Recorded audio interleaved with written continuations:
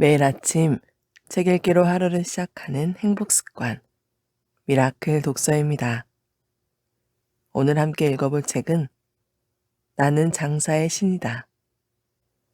일단 돈을 진짜 많이 벌어봐라. 세상이 달라진다. 은연장 지음, 떠오름에서 펴낸 책입니다. 프롤로그. 나는 돈을 진짜 미치도록 벌고 싶었다. 어린 시절 우리 가족은 지하 단칸방에 살았다. 어머니는 수선집을 하셨고 아버지는 얼음 장사를 하셨다. 내가 10살도 안 됐을 때의 기억이 생생하다. 어머니에게 옷을 왜 이따위로 줄이냐고 호통을 쳤던 아줌마. 그리고 그런 아줌마에게 죄송하다며 거듭 사과를 하던 어머니. 수선집 미신기 옆에 마련되어 있던 간이 침대에서 매일 잠을 잤고 그 때문에 매일매일 허리가 아팠던 기억이 있다. 얼음을 납품하러 가는 아버지를 따라서 유흥주점에 들어갔다. 아버지보다 훨씬 어려 보이는 사람이 얼음 상태를 체크하며 아버지에게 무례하게 얘기를 했던 적이 있다. 하지만 아버지는 거래처니까 라는 생각으로 어쩔 수 없이 웃으며 그 사람을 대했고 나는 그런 아버지의 모습을 묵묵히 지켜볼 수밖에 없었다. 내게는 아무런 힘도 없었고 돈도 없었으니까. 그래서 나는 더더욱 돈을 많이 벌고 싶었다. 흔히들 생각하는 부자의 기준은 사람마다 다르겠지만 지금의 나는 대부분이 인정하는 부자다.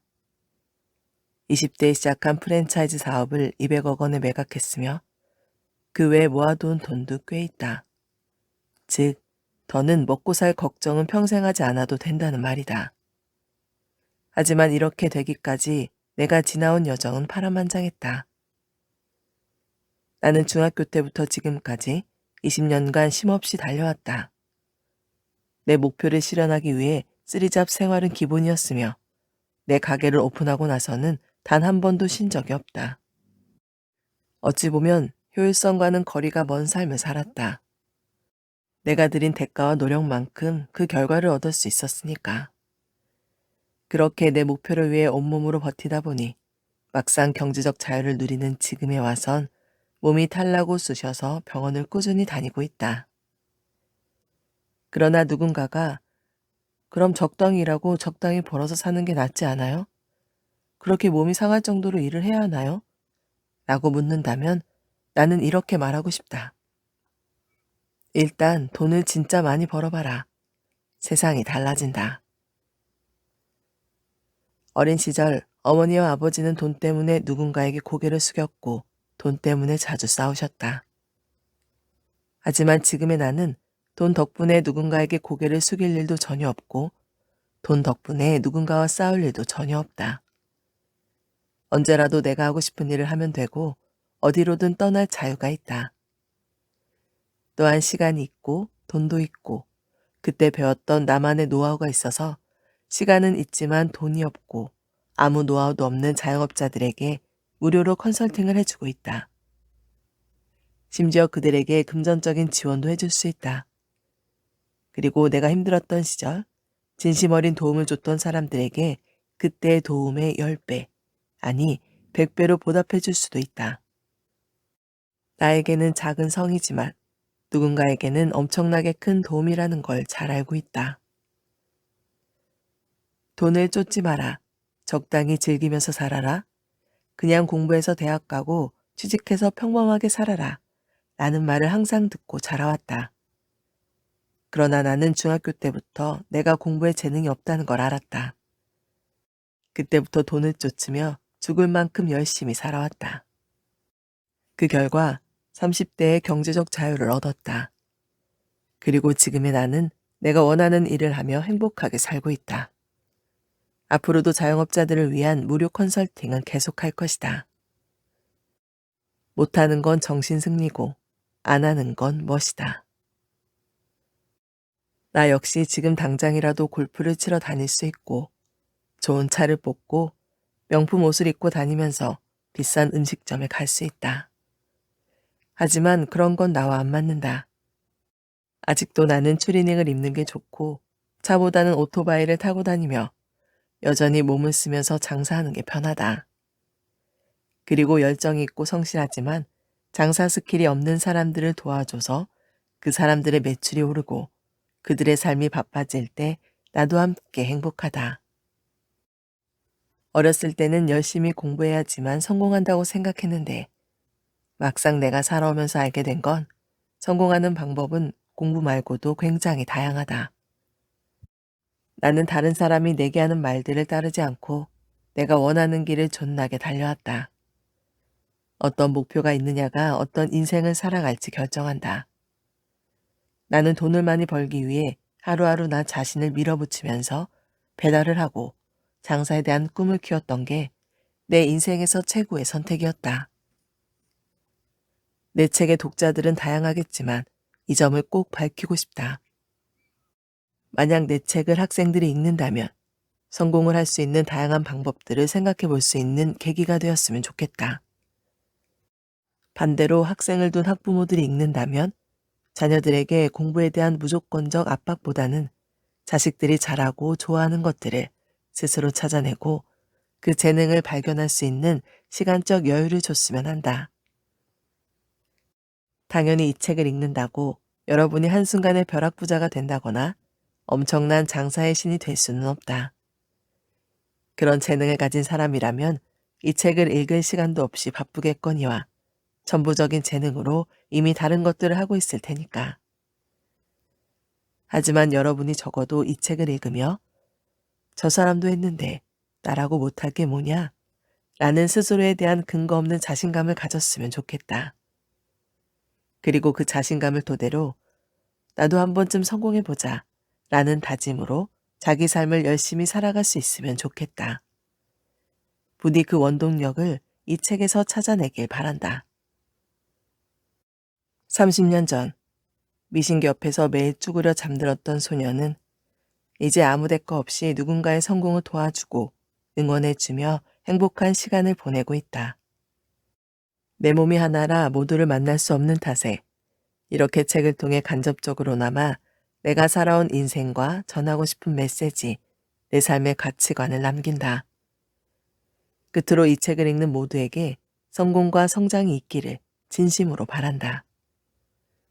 목말인지 알지? 은현장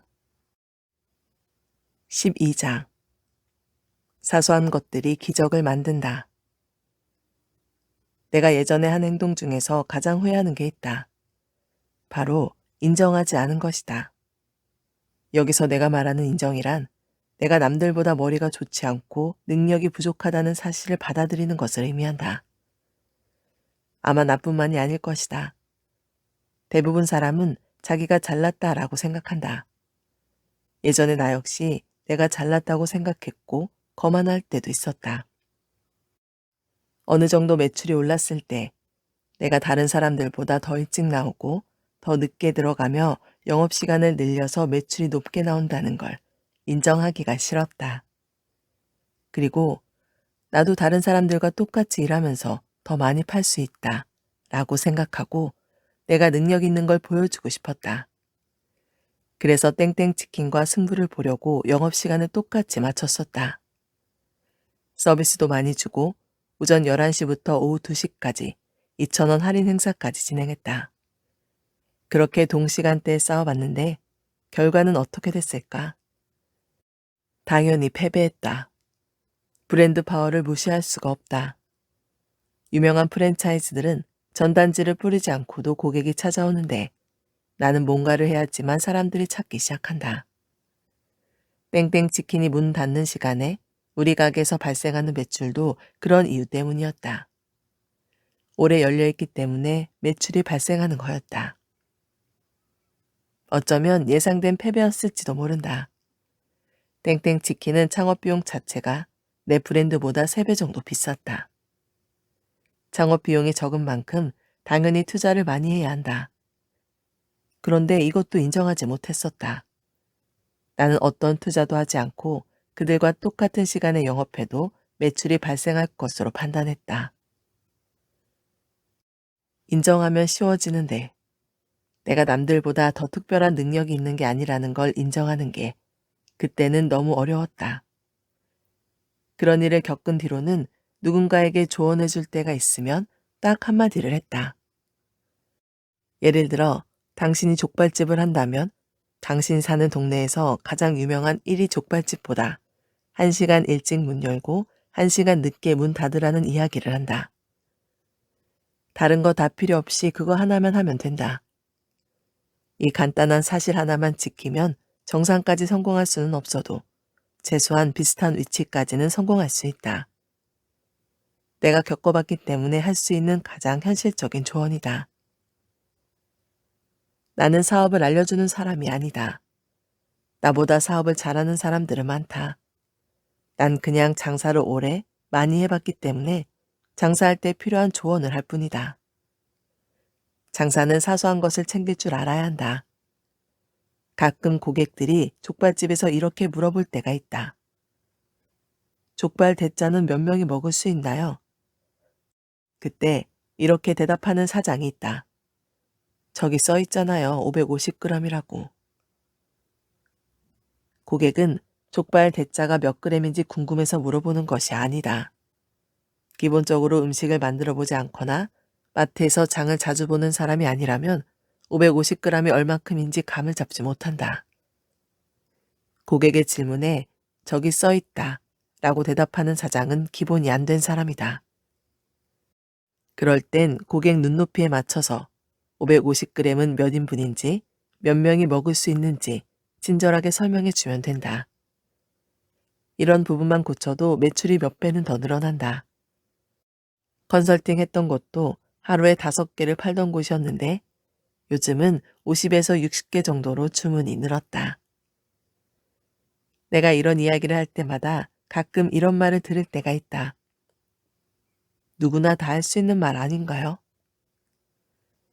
그럼 당신이 장사로 성공해서 지금 나의 위치까지 올라와 보길 바란다. 세상은 무조건 결과로 증명하는 것이다.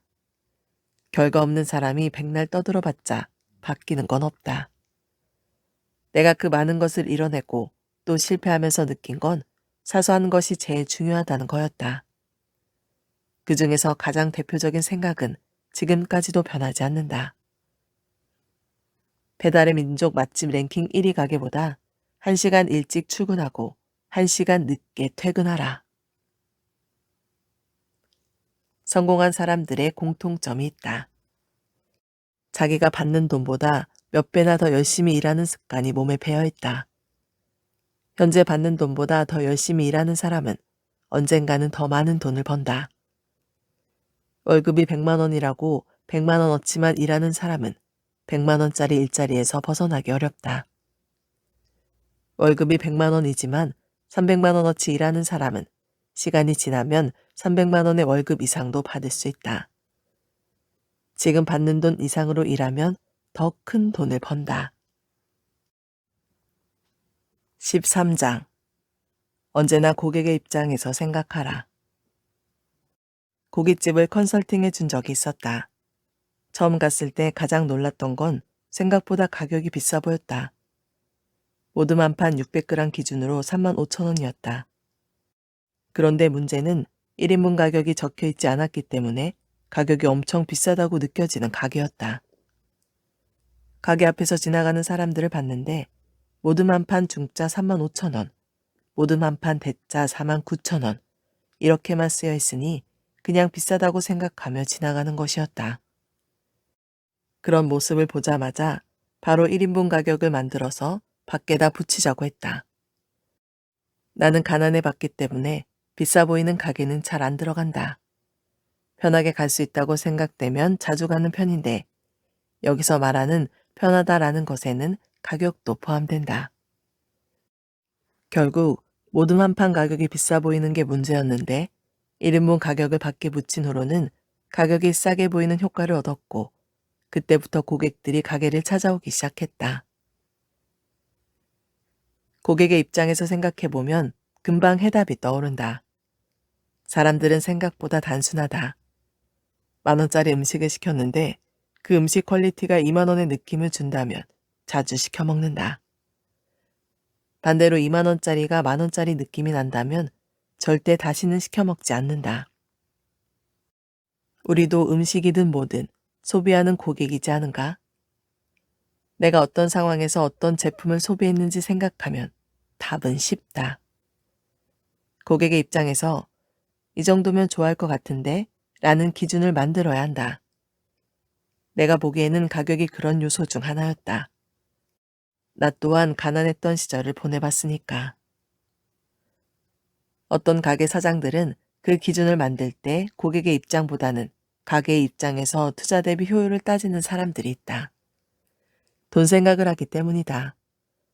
물론 고객들에게 뭔가를 챙겨주면 마진이 줄어들 수밖에 없다. 만약 음식 한 개 700원짜리를 서비스로 줬다고 한다면 100개 이상 음식이 나가면 7만 원을 지출하는 것이다. 생돈이 나간다고 생각할 수도 있지만 그렇게 생각하면 안 된다.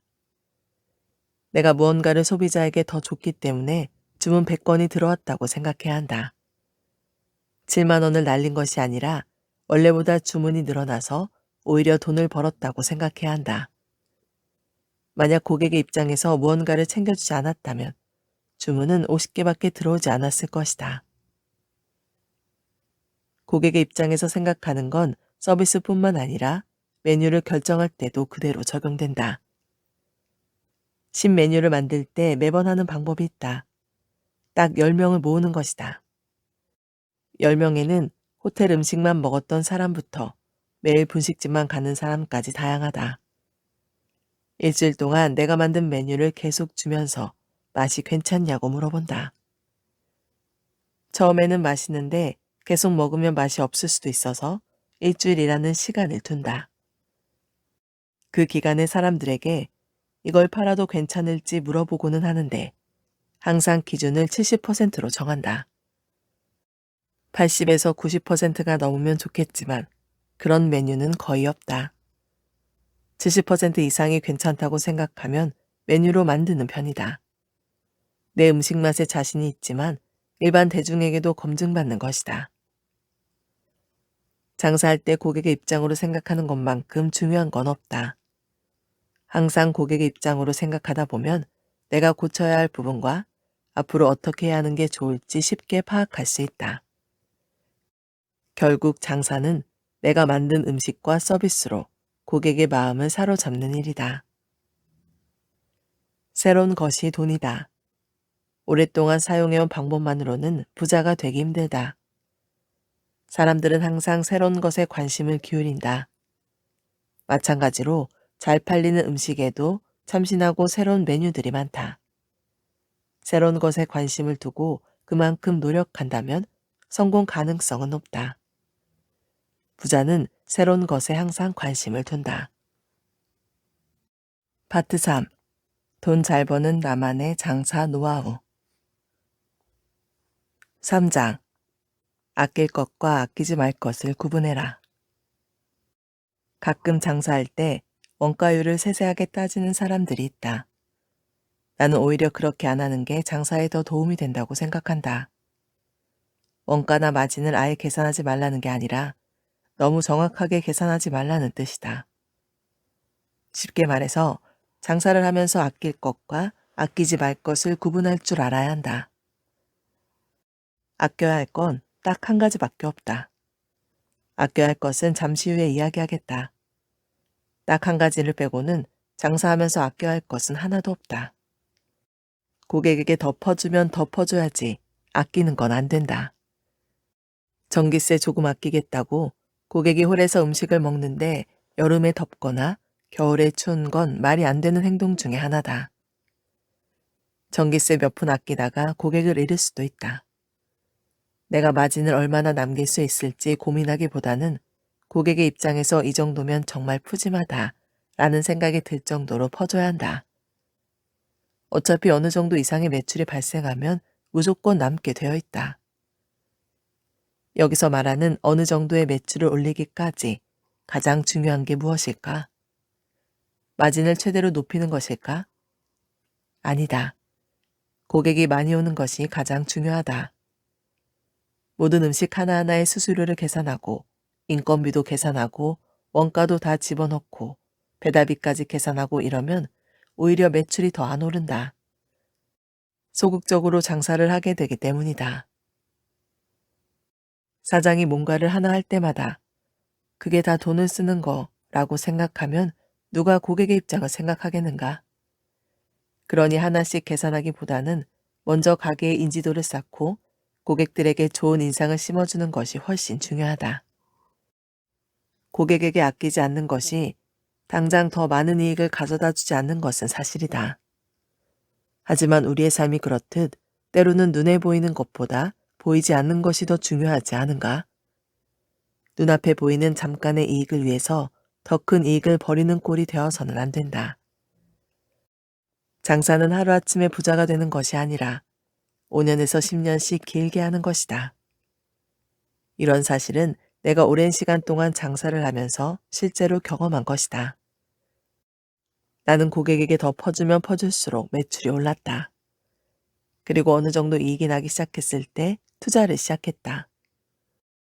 몇 년씩 보유할 만한 좋은 기업의 주식을 사고 배당금을 받는 형식으로 재테크를 시작했다. 차라리 돈을 모으고 싶다면 재테크를 해라. 고객에게 아끼지 말고. 고객에게 줄 걸 아껴서는 절대 돈을 모으거나 장사로 성공할 수가 없다. 이쯤 되면 궁금할 수도 있을 것이다. 그렇다면 아껴야 하는 딱 한 가지는 도대체 무엇일까? 바로 시간이다. 이때의 시간은 영업시간이 아니다. 여기서 말하는 시간은 내가 굳이 하지 않아도 될 일을 하는 것을 뜻한다. 장사할 때 모든 걸 완벽하게 준비해야 한다고 생각하는 사람들이 있는데 꼭 그럴 필요가 없다. 예를 들어 세무 업무는 세무사에게 맡기면 되고 회계사나 가맹거래사 등 내가 굳이 시간을 쓰지 않아도 되는 것은 다른 사람에게 충분히 저렴한 금액으로 위임할 수 있다. 돈으로 시간을 아낄 수 있다면 과감해져야 한다. 필요하지 않은 곳에 사용하는 시간을 줄이고 절약한 시간만큼 영업을 더 오래 한다거나 고객에게 더 신경 쓰는 게 훨씬 더 높은 매출을 만들어줄 것이다. 고객에게 주는 것 하나도 아껴서는 안 된다. 하지만 불필요한 곳에 사용하는 시간은 아껴야 한다. 돈으로 시간을 아낄 수 있다면 과감해져도 좋다. 세상에는 진짜 돈과 가짜 돈이 있다. 돈을 벌 때 수단과 방법을 가리지 않고 다른 사람에게 해를 끼치면서까지 돈을 벌어서는 안 된다.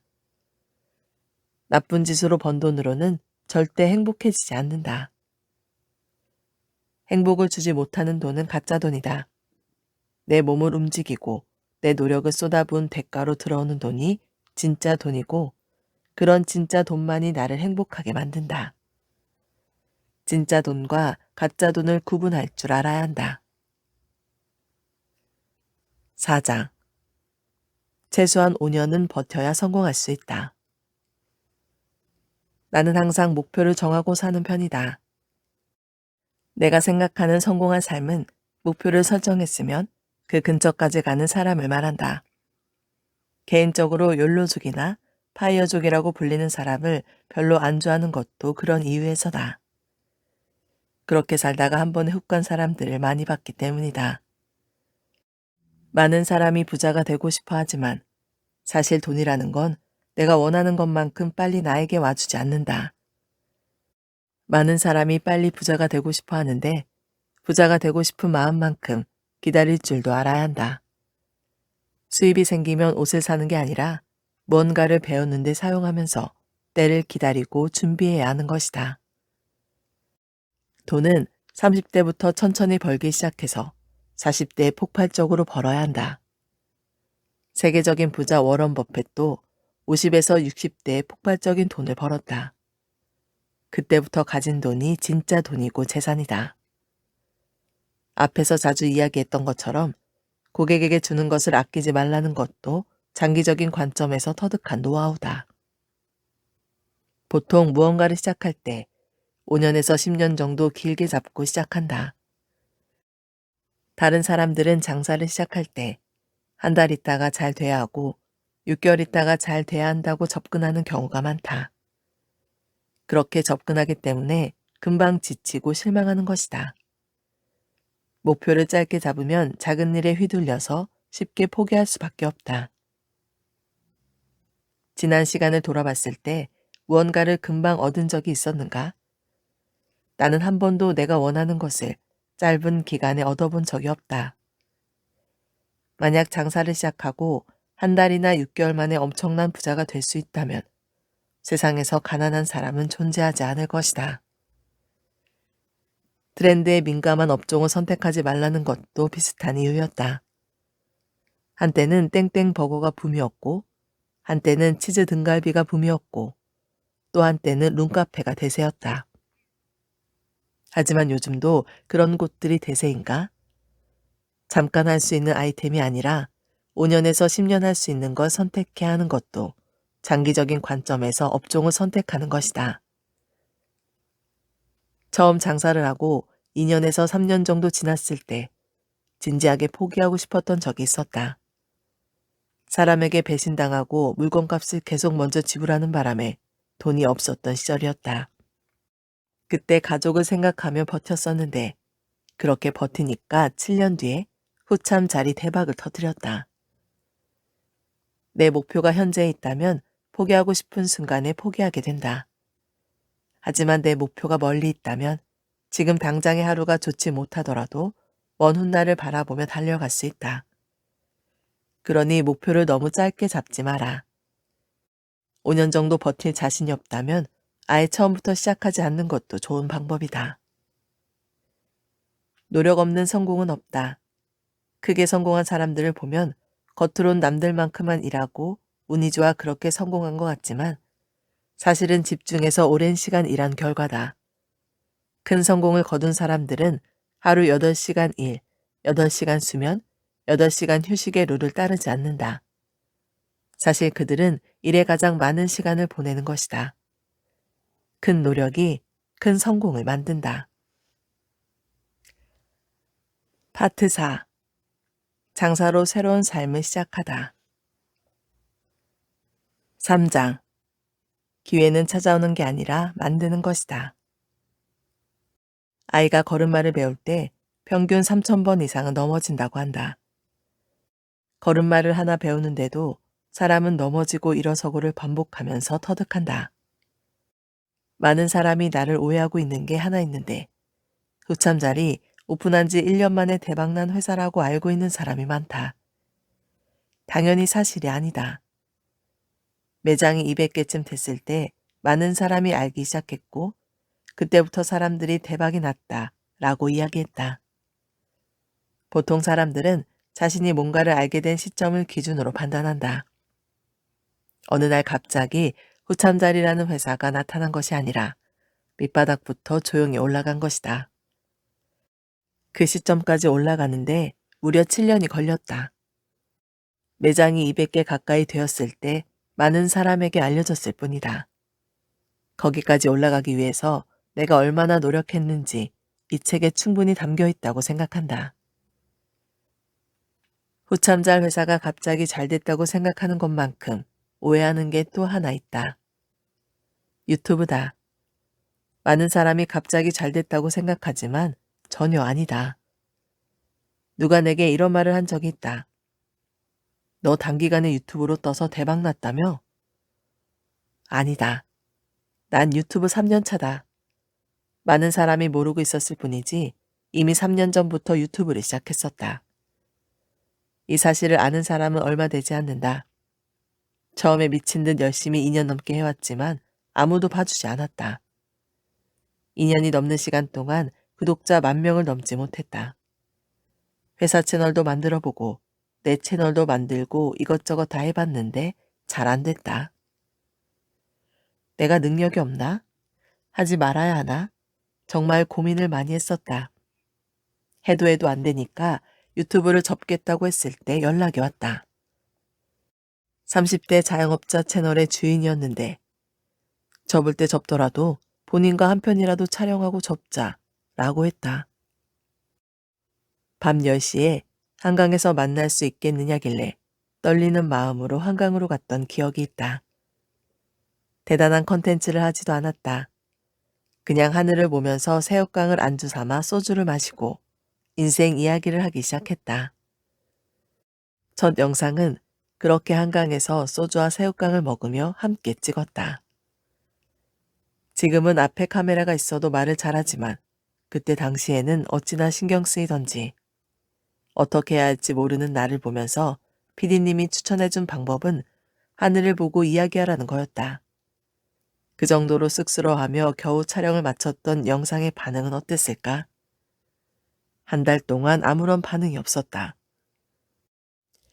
그래서 이제 유튜브를 접어야 할까 싶었던 그때 갑자기 알고리즘이 터지기 시작하더니 구독자가 하루에 3,000명씩 늘어나기 시작했다.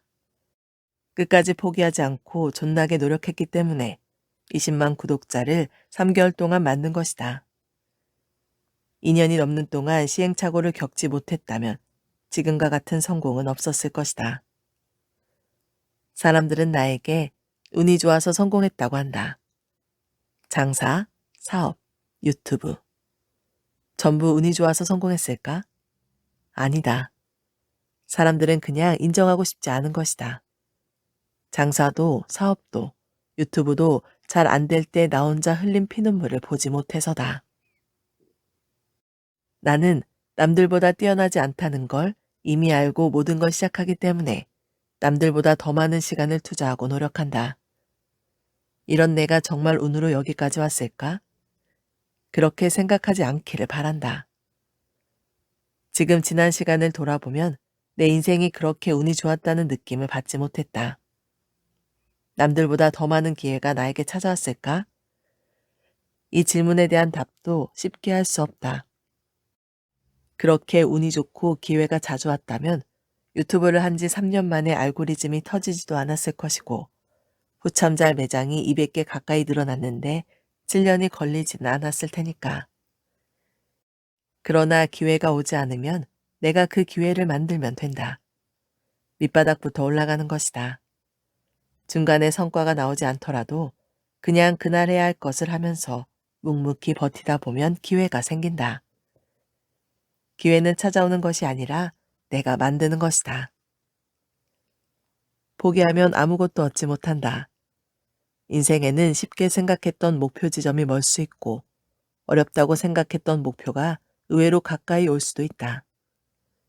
어떤 경우든 포기하면 아무것도 얻을 수 없다. 오늘 미라클 독서는 여기까지 읽도록 하겠습니다. 오늘도 함께 해주셔서 감사합니다.